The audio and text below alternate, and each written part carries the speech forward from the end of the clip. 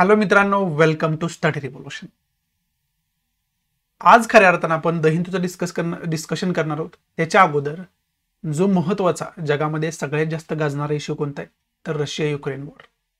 आणि त्याच्यावरती वेगळं लेक्चर ऑलरेडी बनवलेलं आहे. मी नाटोवरती वेगळं लेक्चर बनवलंय, ते तुम्ही बघितलं नसेल तर अवश्य बघून घ्या. हे अनेक वेळा मी तुम्हाला सांगितलं आहे. परंतु या युद्धामध्ये तुम्ही नोटीस केले असेल, एक खूप महत्वाची घटना घडते आणि ती सर्व जगाला प्रेरणादायी घटना आहे. जे युक्रेनचे प्राईम मिनिस्टर प्रेसिडेंट आपण म्हणू शकतो त्यांना, झेलेन्स्की, हे स्वतः सैनिकाचा युनिफॉर्म परिधान करून स्वतःच्या देशासाठी उभं राहिलेत.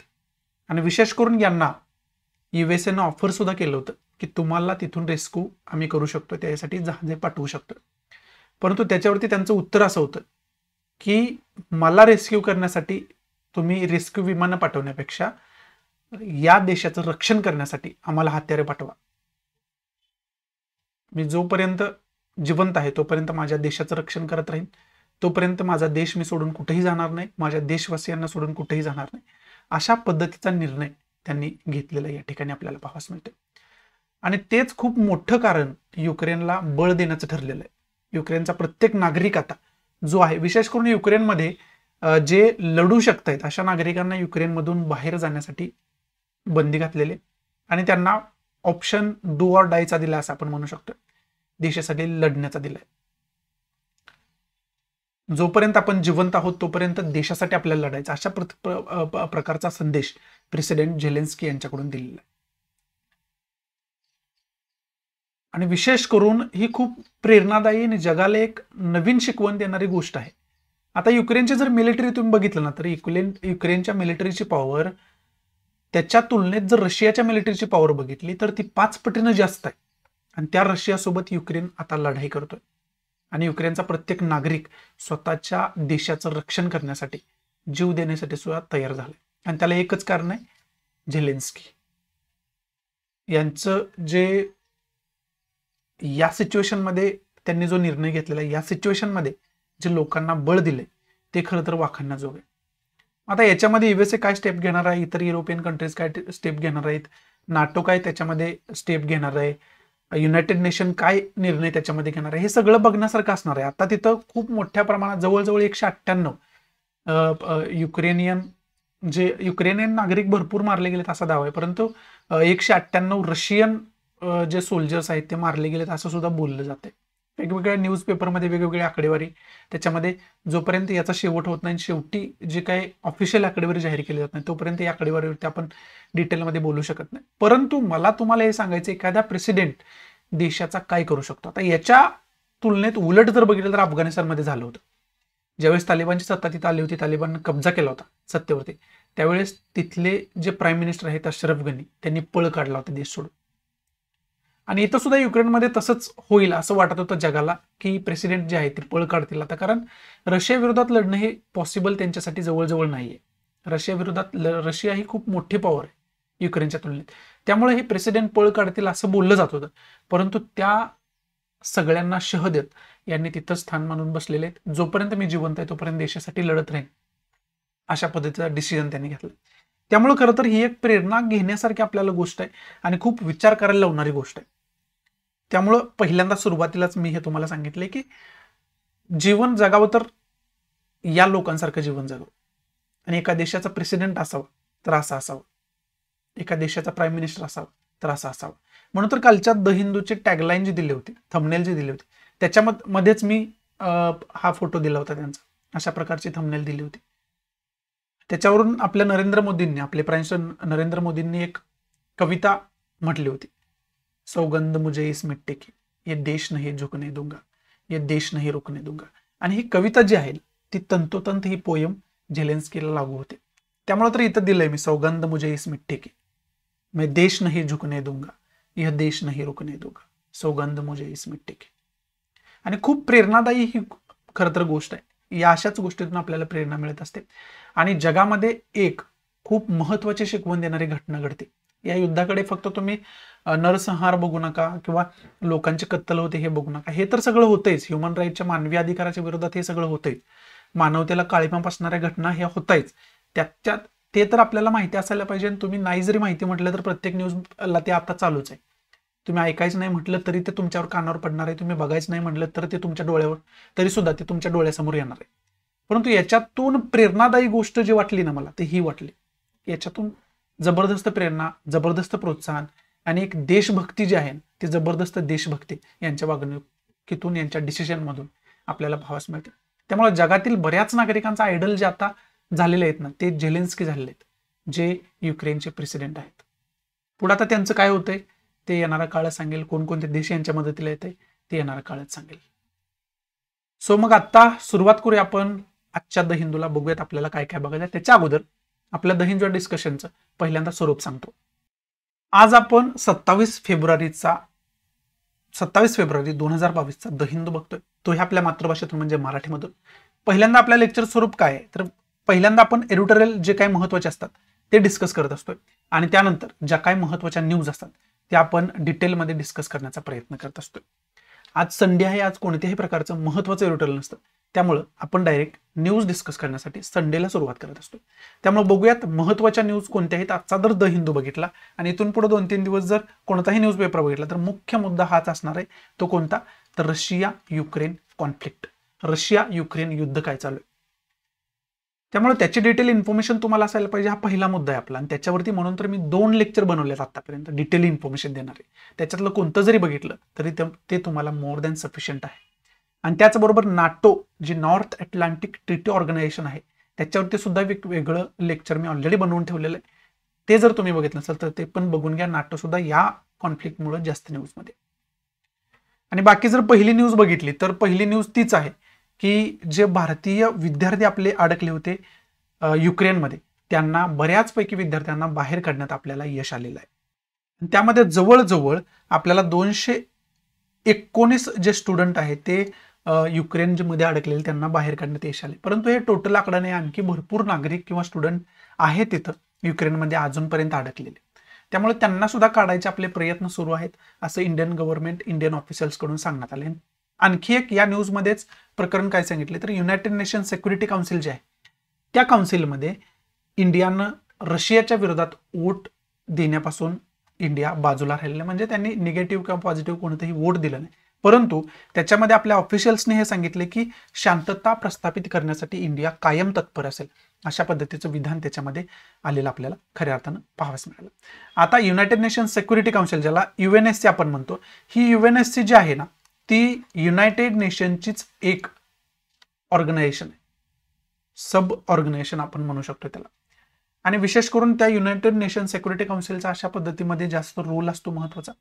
त्यामुळे आपल्याला याच्यामधून विशेष करून तुम्हाला इथंच मी काय सांगतो, इथंच मी तुम्हाला हे सांगतो की या प्रकरणातून नेमकं ही रशिया युक्रेन कॉन्फ्लिक्ट जो चालू आहे त्याच्यातून आपल्याला कोणकोणत्या की पॉईंटचा अभ्यास करायचा आहे, त्याच्यातून नेमका आपल्या एक्झामच्या दृष्टीतून काय काय आपल्याला अभ्यास करायचा आहे ते पॉईंट वाईज तुम्ही सांगतो. ते तुम्ही पॉईंट घेतले नसतील, अगोदर पण अनेक वेळा सांगितलं, तुम्ही ते नोट डाऊन करून घेतलं असेल, अभ्यास पण त्याचा केला असेल.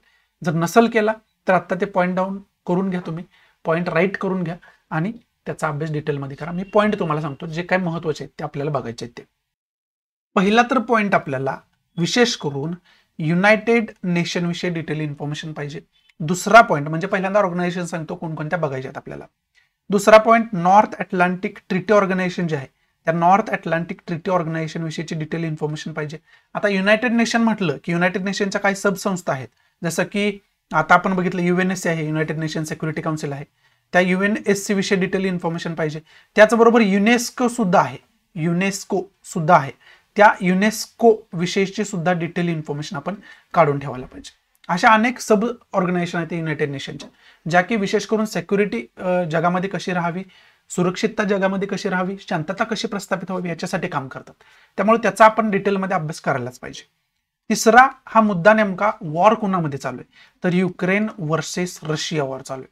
त्यामुळं हे नेमकं वॉर काय आहे, त्याचा इतिहास काय, सगळी इन्फॉर्मेशन आपण काढून ठेवायला पाहिजे. हा तिसरा की पॉईंट आहे आणि याच्यावरती वेगळं लेक्चर मी ऑलरेडी बनवून ठेवलेलं आहे. त्यामुळं तुम्ही ते डिटेलमध्ये लेक्चर बघून ठेवणं अत्यंत गरजेचं आहे. हा तिसरा की पॉईंट. चौथा की पॉईंट खऱ्या अर्थानं काय होऊ शकतो याच्या अंतर्गत तर इंडियाचा आतापर्यंत याच्यामध्ये काय स्टेक राहिलेला आहे. आता विशेष करून हे जे बोलतोय मी ते 2014 पासून बोलतोय, कारण 2014 मध्ये क्रिमिया हस्तगत करण्यात आला होता रशियाकडून अशाच पद्धतीने अटॅक. आणि तेव्हा सुद्धा इंडिया रशिया विरोधात वोट करण्यापासून बाजूला राहिला होता आणि आता सुद्धा सेम स्टेप इंडियाने घेतलेली आपल्याला खऱ्या अर्थानं पाहाव्यास मिळते. त्यामुळे इंडियाचा स्टेक आतापर्यंत जो राहिलाय तो न्यूट्रल राहिलाय. मग तो न्यूट्रल कशा पद्धतीनं राहिला याची डिटेल इन्फॉर्मेशन आपल्याला असायला पाहिजे. म्हणजे एकंदरीत इंडियानं शांतता कशी तिथं प्रस्थापित करायची याच्यावरती जास्त भर दिलेला आहे. हा चौथा की पॉईंट आहे. आणि पाचवा की पॉईंट काय तर या प्रकरणामध्ये 2014चा जास्त उल्लेख होतोय. म्हणजेच क्रिमियाचा जो एरिया आहे त्या क्रिमियाच्या एरियाचा याच्यामध्ये जास्त उल्लेख होतोय. मग तो क्रिमियाचा एरिया काय आहे त्याचे सुद्धा डिटेल इन्फॉर्मेशन आपण काढून ठेवायला पाहिजे. समजते. हे 5 की पॉईंट ऍटलिस्ट हे 5 की point you should work on it very hardly. म्हणजे खूप हार्डवर्क याच्यावरती करणं गरजेचं आहे. या 5 की पॉईंटवरती याची डिटेल इन्फॉर्मेशन तुम्हाला असायला पाहिजे.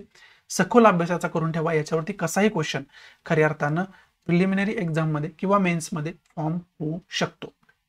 त्यामुळे त्या पद्धतीनं या न्यूजकडे आपण बघू शकतो. या प्रकरणाकडे एकंदरीत आपण बघू शकतो.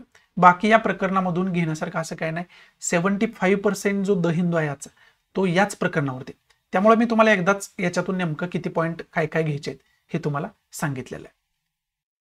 त्याचबरोबर आपले जे प्राईम मिनिस्टर आहेत नरेंद्र मोदी यांनी व्लोदिमीर झेलेन्स्की जे आहेत हे कोण आहेत तर हे पहिल्यांदाच तुम्हाला मी न्यूजच्या सुरुवातीलाच डिस्कशन आपल्या सुरुवातीलाच यांच्याविषयी भाष्य जे केलं ते व्लोदिमीर झेलेन्स्की हे युक्रेनचे प्रेसिडेंट आहेत. आणि युनेस्कोमध्ये जे इंडिया रशियाच्या विरोधात वोट करण्यापासून बाजूला राहिला त्याच्यानंतर काही वेळानंतर आपले प्राईम मिनिस्टर नरेंद्र मोदी यांनी झेलेन्स्की यांना फोन केला आणि जे काय तिथं चाललं आहे त्याच्यावरती दुःख इंडियाला आहे असं त्यांना सांत्वना केलेली आपल्याला पाहावयास मिळतं. जे काही लाईफ लॉस तिथं होतोय म्हणजे लोक मारले जातात त्या सिच्युएशनमुळे त्याच्याविषयी सुद्धा एक रिग्रेट मनामध्ये आहे. रिग्रेट आपण त्याला म्हणू शकत नाही. त्याच्याविषयी दुःख मनामध्ये आहे असं सुद्धा त्यांनी व्लोदिमीर झेलेन्स्की यांना सांगितलेलं खऱ्या अर्थानं पाहावयास मिळतं. त्यामुळं याच्यातून आपल्याला इंटरनॅशनल रिलेशनच्या दृष्टीतून अभ्यास करणं गरजेचं आहे. युक्रेनसोबत आतापर्यंतचे रिलेशन आपले कसे राहिलेले आहेत आणि रशियासोबत आतापर्यंत रिलेशन आपले कसे राहिलेले आहेत. त्यामुळं त्याच्या दृष्टीतून आपण खरं तर अभ्यास करणं गरजेचं आहे. तसा आपण अभ्यास करून ठेवायला पाहिजे. बाकी याच्यामध्ये इम्पॉर्टंट असं काही नाही. बाकी ह्या प्रकरणावरती ज्या काही न्यूज येत आहेत त्याच्यावरती एकदाच मी की पॉईंट तुम्हाला काढून सांगितले आहेत की त्या की पॉईंटचा अभ्यास करून ठेवायचा. पुढची न्यूज आहे ती महाराष्ट्राशी रिलेटेड आहे आणि विशेष करून IPS अधिकारी जे आहेत रश्मी शुक्ला यांच्याशी रिलेटेड न्यूज असलेली खऱ्या अर्थानं पाहावयास मिळते. आणि रश्मी शुक्ला यांच्या विरोधात FIR दाखल करण्यात आली आणि त्यांच्यावरती जो आरोप लावण्यात आलाय तो आरोप आहे फोन टॅपिंग. त्यांनी महत्वाचे पॉलिटिशियन जे आहेत त्यांचे हिवाळी अधिवेशनामध्ये फोन टॅप केले म्हणजे ते कुठंतरी बेकायदेशीर कृत्य आहे आणि ते त्यांनी केलेलं आपल्याला खऱ्या अर्थानं पाहावयास मिळते. त्यामुळे त्यांच्या विरोधात गुन्हा दाखल करण्यात आलाय. आता याच्यातून विशेष करून केस स्टडी म्हणून या न्यूजकडे आपण बघू शकतो.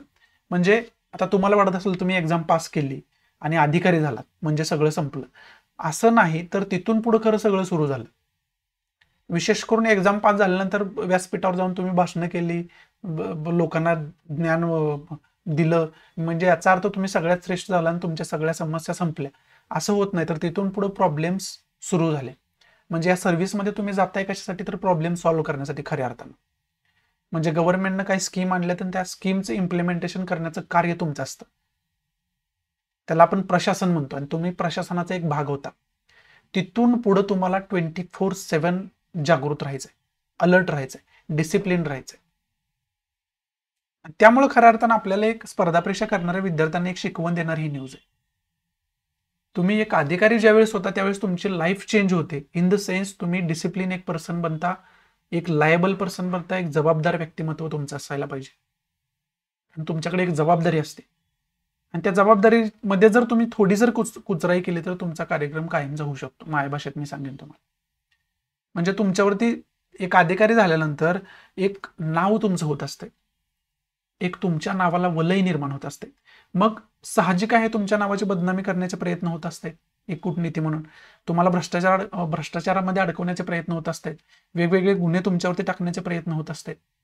मग त्याच्यामध्ये तुम्ही एकदम डिसिप्लिन आणि तत्पर असायला पाहिजे. कारण सगळेजण तुमच्याकडेच नजर लावून बसलेले असतात. बऱ्याच माध्यम तुमच्याकडून एक छोटीशी चूक झाली तर ते लगेच मीडियामध्ये येत असतात आणि एक्झाम पास व्हायच्या अगोदर आपल्याला त्याची सवय नसते. त्यामुळे त्यानंतर आपल्या एखाद्या चुकीचा आपल्याला परिणाम एवढा मोठा भोगावा लागू शकतो. हे मी तुम्हाला काय सांगतोय, तर अधिकारी झाल्यानंतर तुमची लाईफ ही खूप सेन्सिटिव्ह असते, कारण तुम्ही पब्लिक लाईफ मध्ये जाता डायरेक्ट. अगोदर प्रायव्हेट असता तुम्हाला कोण ओळखत नसते, अधिकारी झाल्यानंतर डायरेक्ट तो जिल्हा डायरेक्ट तुम्हाला ओळखायला लागतो आणि त्यानंतर राज्य ओळखायला लागतं. त्यामुळे तुमच्या प्रत्येक कृतीकडे बऱ्याच पब्लिकचं लक्ष असतं, मीडियाचं लक्ष असतं. त्यामुळे तिथून पुढचं जे तुमचं प्रायव्हेट लाईफ आहे ते खूप छोटंसं होऊन बसतं आणि पब्लिक लाईफ खूप मोठंसं होऊन बसतं. त्यामुळे त्या पद्धतीनं आपण याच्याकडे बघणं गरजेचं आहे आणि एक अधिकारी होणं किती जबाबदारीची गोष्ट आहे हे आपल्याला समजू शकतं. आणि याच्यामध्ये रश्मी शुक्ला ज्या IPS अधिकारी आहेत त्यांच्याकडून असं खरंच जर असं कृत्य झालं असेल तर मग ही आपल्यासाठी खूप शर्मेची गोष्ट आहे की एक IPS अधिकारी असं काही करू शकतोय. हे खरं तर विचार करायला लावणार आहे आपल्याला.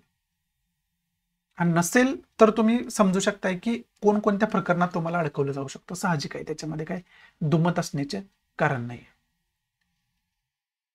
त्यामुळे बाकी याच्यातून इन्फॉर्मेशन आपल्याला घेण्यासारखे असं काही नाही. फक्त एक केस स्टडी म्हणून आपल्याला एक स्पर्धा परीक्षा करणारा तुम्ही विद्यार्थी म्हणून आपल्याला माहिती पाहिजे की स्पर्धा परीक्षा करणारा विद्यार्थी ते एक अधिकारी झाल्यानंतर काय लाईफमध्ये चेंज होतो आणि कोणकोणत्या जबाबदाऱ्या नेमकं तुमच्यावर येतात हे खरं तर तुम्हाला भान या न्यूज मधून येतं.